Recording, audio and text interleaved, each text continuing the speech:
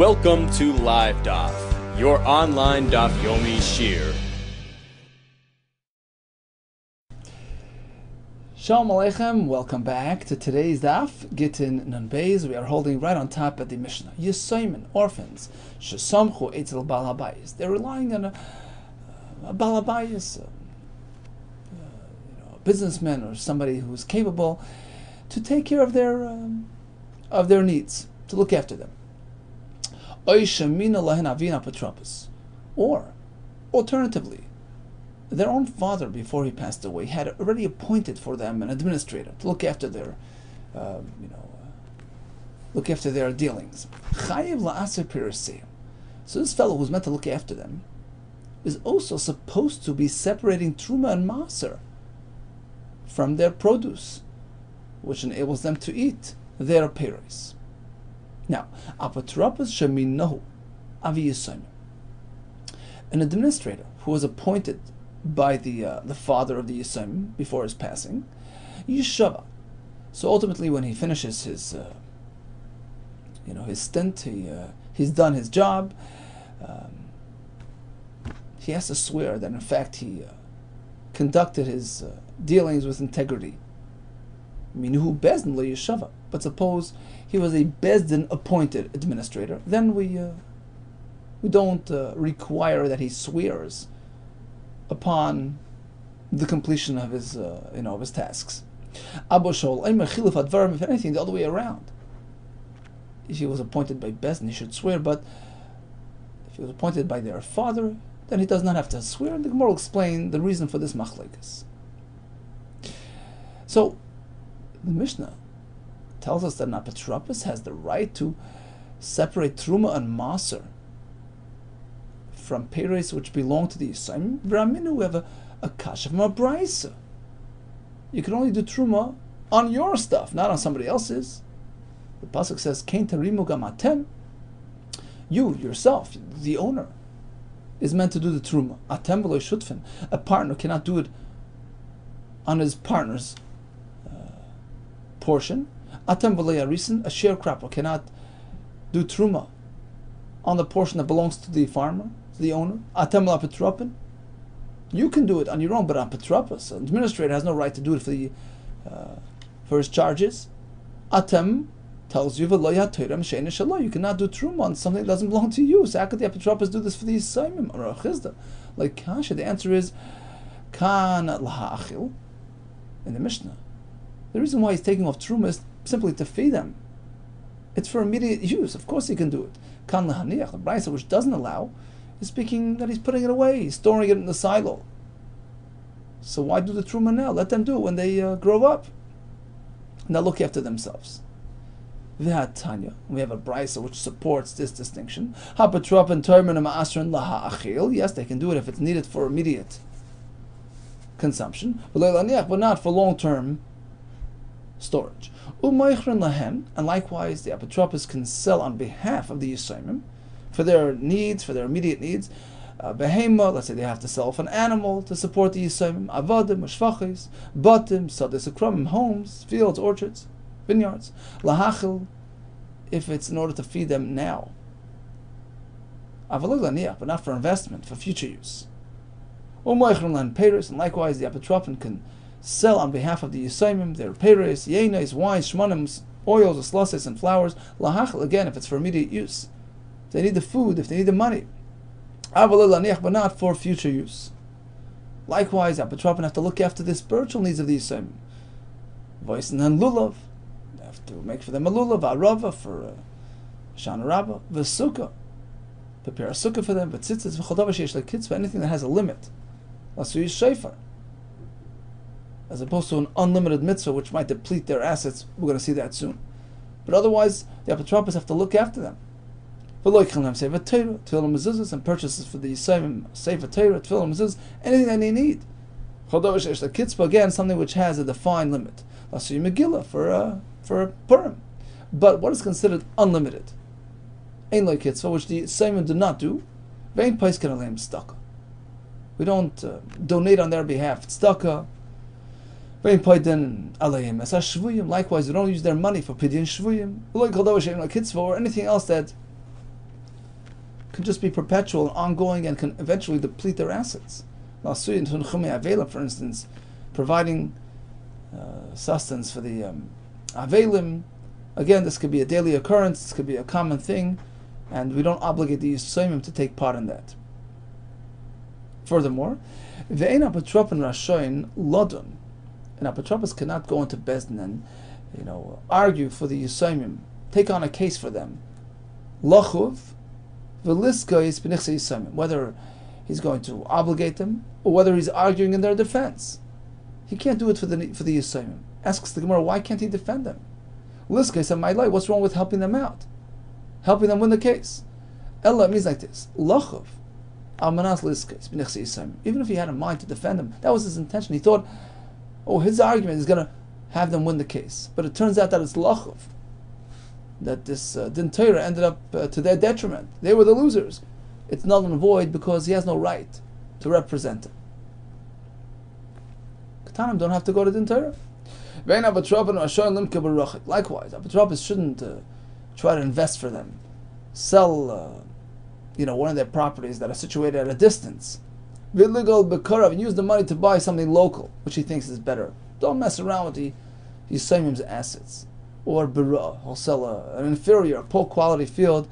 To use the money to buy a better field. My time, why not? He's helping them. The dilma mishtat. You never know. Maybe the new field will get flooded and ruined, and you never know where the gold lies. Leave it as is. Likewise,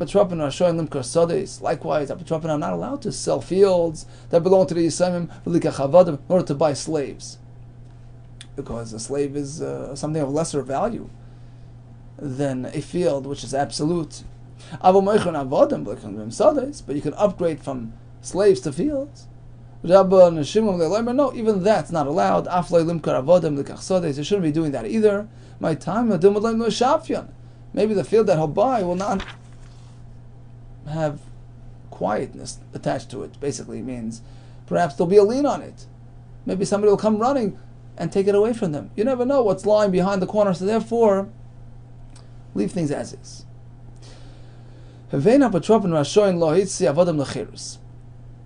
What else can apotropos not do? He can't release a slave that's owned by the Yosem, even if it's for their benefit. They need the money. Somebody's offering to redeem the slave.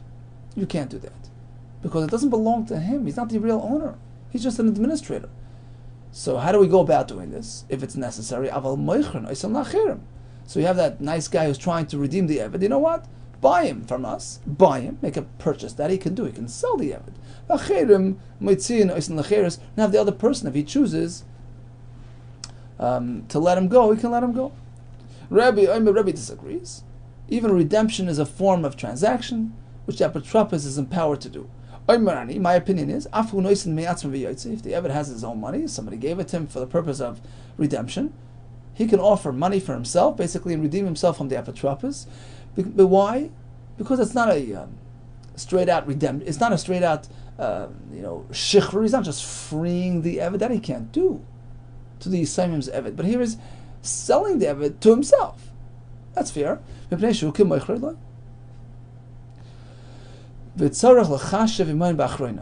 apotropos is finally finished his career, he has to sit down and reckon all his dealings and swear to verify, to confirm all the facts. There's no need for him to support his claims. We rely on his integrity. We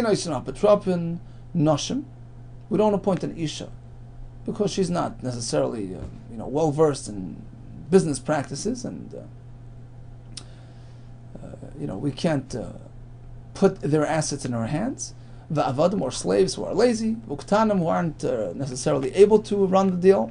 But if the father actually appointed one of these individuals to run the deal, to run the home, of course, it works. How apotropos? There was an apotropos of Yisraelim, the Hava b'Shiv Rav Meir, who lived in the neighborhood of Rav Meir. Tabakamaz ben Arata was of an Avdi. So this fellow had an idea. I'm going to reinvest. He would sell real estate and buy avadim, thinking, it's something to do for the Yisraelim. Rav Meir didn't allow him to do it in line with the price. You're not allowed to downgrade from real estate to avodim. Ach v'lei b'chelmi. So one night, Rabbi Meir is dreaming. Ani laharis v'ata livnes. A message from heaven. I'm trying to destroy their assets. Maybe they weren't tzaddikim, they don't deserve it. I'm trying to deplete their assets and enabling the apotropos to sell off the properties so that they lose their assets. V'ata livnes, and you're trying to build them up and help them. Afilu ashkach. But he didn't pay attention to this dream. Amar, he says, Dibrech aloymais. That's dream stuff. Loy mam, loy merida, and you don't pay attention to them. Hanu betrayed igrubu satan. There were another couple of people who lived near Reb Meir. They did or they didn't. In any case, there were two people that got involved with the satan. Basically, he would instigate discord and disharmony. There was infighting amongst them. The kol be'shimshi. So every Friday evening, that was the time that they would fight. That's when they would take up each other and fight each other. Some say that Erev Shabbos ben Hashmoshes is mesugel for machlekes because the Mishnah Pirkei Avos says, according to one shita, the mazikim, the evil malachim, were created at that point. So that's their territory. That's why it's a time which is very liable for tension in one's home, chas v'shalom, and one must be extra careful. That's what happened to these people. That was their. That's where they got into the ring. Erev Shabbos ben Hashmoshes. Ikla Rabbi Yehuda. So Rabbi Yehuda one day is there, and he see what's going on. So he wanted to help them out. So 3 Fridays in a row he held them back. Basically, he restrained them. Until he succeeded in restoring peace. Basically, it worked. Once, again, 3 times, boom, knocked out the Yetzer Hara. Shami de Ka'amar. Suddenly he hears this voice calling out, the Yetzer Hara speaking. Vai, whoa, the Afkir of Meir, Lao Gavri Beser of Meir, threw me out of my house. Basically, he threw the Sultan out of their home. Because he restored the peace. How apotropos? There was an apotropos of Yisrael, the Hava, B'Shivusit Reb Shimon Levi, who lived near Reb Shimon Levi. The Hava Kamaz ben Ara was Aventuri. This fellow would sell off properties and buy oxen, animals. And Reb Shimon Levi did not protest. Why? Because he held like Rabbi Yossi. It's not a bad trade. Because an ox makes the field. If you don't have enough oxen to tend to your field, what good is a field? Throughout my entire life, I never referred to my wife as wife. Or to my ox as simply shoyri, my ox. I described the essence. I touched the core. Ella, how would I relate to my wife? I would call her Basi, the home. She runs the home. How did I relate to my ox? Sadi, my field. He's the essence of the field. He plows the field. He develops the field. So exchanging a field for an ox that enables you to develop the next field, that's a good deal. It's not considered a downgrade. Hanu Yasmi. There were these Yisayimim that was Smichi Gabahi Safta. So they were relying on this older woman to run their estate. Havalu Tarsa. So she had this cow. Shokl was a vinta. So this woman decided that it was in their best interest to sell the cow. Okay, so she sold it on their behalf. Also, Kroivim Kamed Rav Nachman. So the relatives of these orphans came complaining to Rav Nachman. Amalei, they asked Rav Nachman, Maya Vidita de Zavna, what did she do? What right did she have to sell their cow? Amarlu, so he said to them, of course, because she's running the show. You say, it's all about Yisna. Look at the Mishnah. Even if you're not an official administrator, but if they're relying on your good services, then you're allowed to run their estate. Okay. Next question. V'ha'yakir. So they asked Rav Nachman, what do you mean? But the cow just went up on price. So the Yisayim are losing because of this deal. Rav Nachman answers, sure it went up, but it was in the hands of the customer. Too late. Sold is sold. Well, Valanikitid may. Question, but they haven't really gotten paid for it yet. Okay? The buyer just did Mashiach. He took the cow, but he hadn't yet actually paid for the cow. So can they go back on the deal and ask for the higher price? Amr Lusa of Nachman responded to them, you're right. This time you're right. In Cain, if that's the case, if the money was not yet delivered for the cow, Hainu, this is in line with the Rav Chaneloi bar Idi Amar Shmuel. Listen to this. The Amar of Chaneloi Rabbi Yehuda Shmuel. Nichsi is Seimin Harihen Kehegdish. Typically, when a non-Hegdish entity, a regular, ordinary citizen buys and sells, what activates the sale? What finalizes the sale? Meshicha. Actually, physically taking hold of the item. But when it comes to Hegdish, what activates, what finalizes the sale? The actual payment, the money. And Yisayimim are treated like Hegdish. Money finalizes the deal. And since they have not yet received payment for that cow, they can renege on the deal. It's not a final deal. They can ask for the higher price. Another similar story, Chamri. Wine belonging to Ravana Ukva, who was a Yasma, Mashcho Bar Bar. So they sold his wine off, and the customers did Meshicha, took possession of the barrels for coins a barrel. That was the price. V'yakar become Shita Shita. Before they delivered the money to the Yasam, they went up in price. 30% went up to 60, 6 per barrel. Also, coming to Rav Nachman. So people came to Rav Nachman. Question: could the Yisayimim now go back on the deal and request 6 coins per barrel? Amalusi responded the same way. Hainu the Rav Chinolai Bar Idi, Amar Shmuel. The Amar Chinolai Bar Idi Amar Shmuel. Yisayimim. When it comes to assets belonging to Yisayimim, we upgrade them. We give them the privilege, the entitlement of Hegdish or Yehanke Hegdish. Money finalizes the deal. Until that happens, they can go back on the deal. But the final kinyan only happens through money. But, says the Gemara, not always. It depends if it helps them or not. If it's to the benefit of the Yisayimim, then we apply this formula. Money is the clincher. But if it acts to their detriment, if it's no good for them, if we see that it's in their best interests, that Meshicha should be the final say, then we do that too. Okay? Meshoich Peir Miyasmi.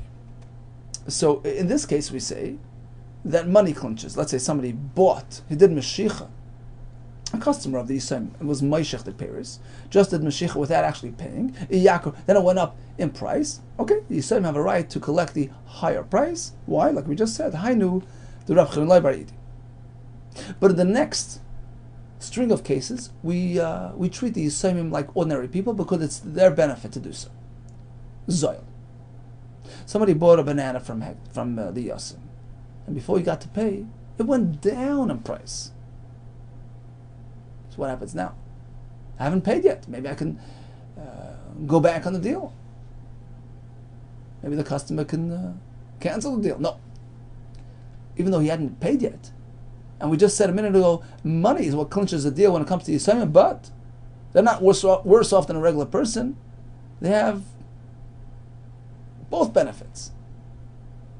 When it works to their benefit, then we say money clinches. When it serves their purpose that Meshicha should clinch, we do that as well. It's counter logic to say that an ordinary person is entitled, is more powerful than Hegdish. So, if by Hedyot we say Meshicha finalizes, so in this case as well, even though Yisayimim are treated like Hegdish to a certain extent, but they didn't lose the entitlement of a Hedyot. And since in this case, Meshicha was done, we say, okay, done deal.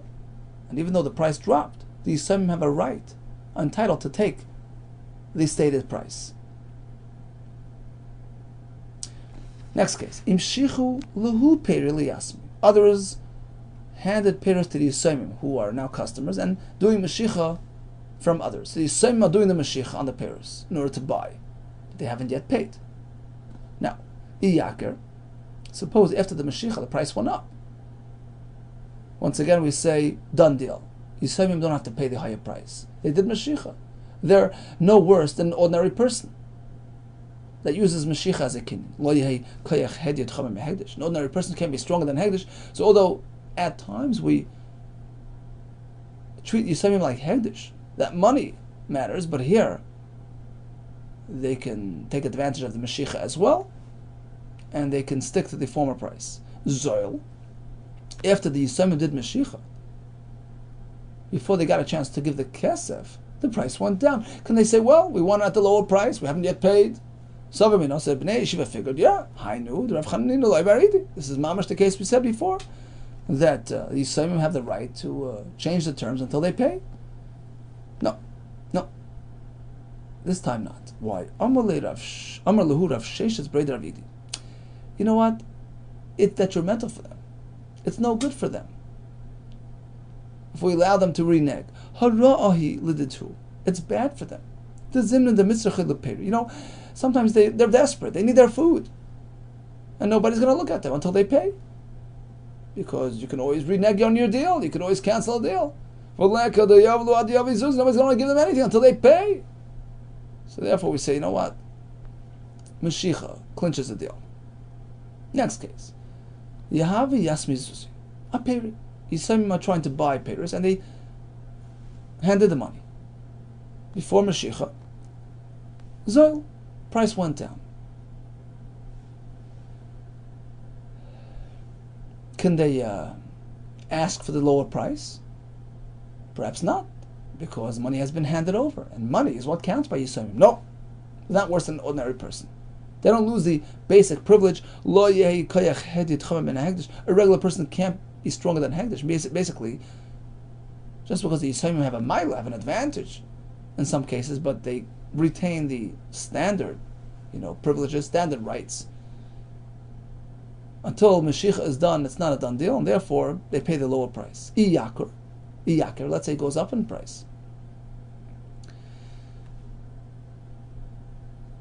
So they had already paid for it, and now it went up in price. So you would think, well, once they paid, it's a done deal, it's concluded, it's finalized, and now they don't have to pay the higher price. So we thought, right? That money is what finalizes. No. No, this case we don't. Because it's actually disadvantageous for them to have money clinch the deal. You know why? Because people, sellers will tell them in the future, sorry, fire broke out, you know the wheat that you purchased, right? You gave the money for it. It's yours. Right? Even if it goes up in value, it's yours. It's your gain, right? If that's the case, then the seller has absolutely no ownership, has no responsibility to look after their chitim, which are still sitting in his attic, because they hadn't yet taken possession of those bundles. It's pre-Mashiach. So, in order to protect the Yisraelim's interests, we say no, even though they paid for it. And usually money is what concludes, money is what finalizes by Yisraelim, but not in this case. We want the seller to have an interest in saving these chitim. How's that? By allowing him to go back on the deal if the price goes up. By considering the deal to be not finalized. That puts it sort of under his care. He's not responsible for it. And if something happens, it gets burned, he has to compensate. So it's to their benefit that it's considered a non-finished deal. Another example, a customer walks over to the yasim. Here, take some money, I want to buy some peris from you. So others gave them money, but not yet Mashiach. Iyakar, price goes up. So you would think, well, money finalized. Customer wins. No, he's not worse than a hedyot. These some have basic rights as well, just like a hedyot. And until Mashiach, it's not final. They can hike up the price. What about Zoil? So the customers offer their money, and then the price went down.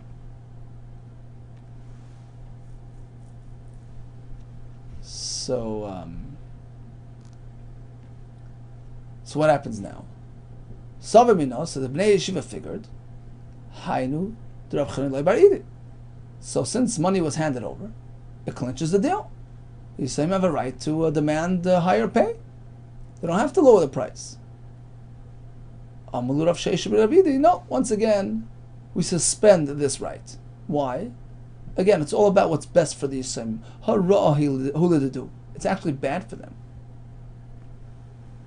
That we should give them the upper hand and stick to the higher price. Why? The zimna the misachel uzuzi.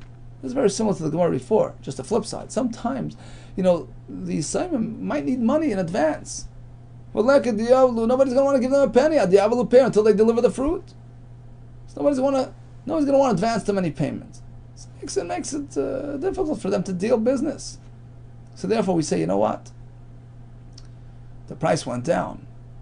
Even though the customer already paid for it, the price went down, the customer can demand the lower price. So basically, it sounds a bit complicated, but ultimately, we look out for the interest of the Yisrael. We protect their interest.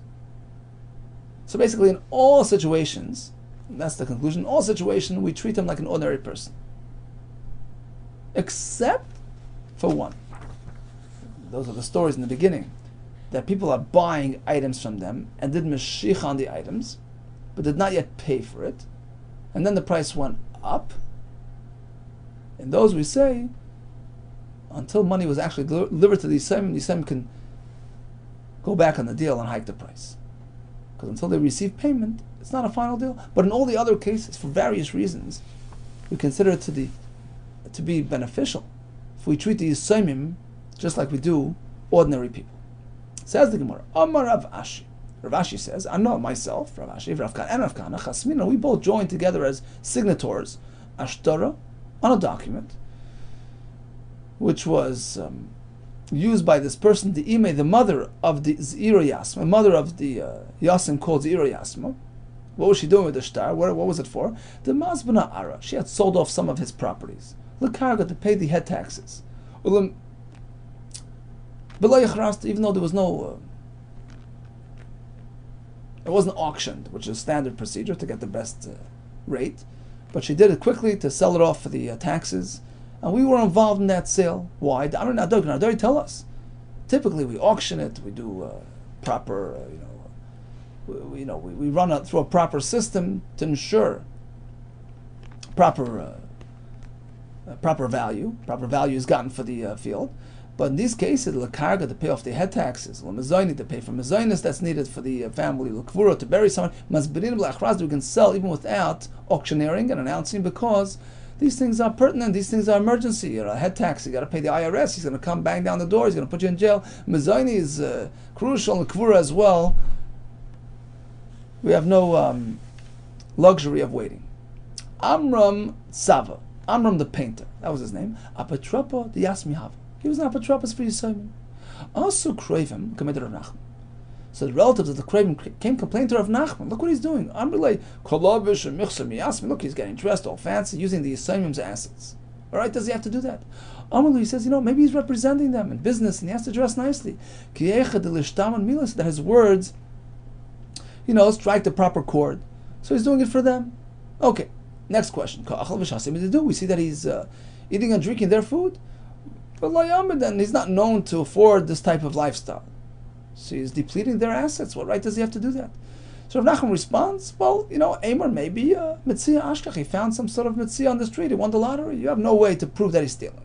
Next question. Look, he's being negligent. He's not being careful with their assets.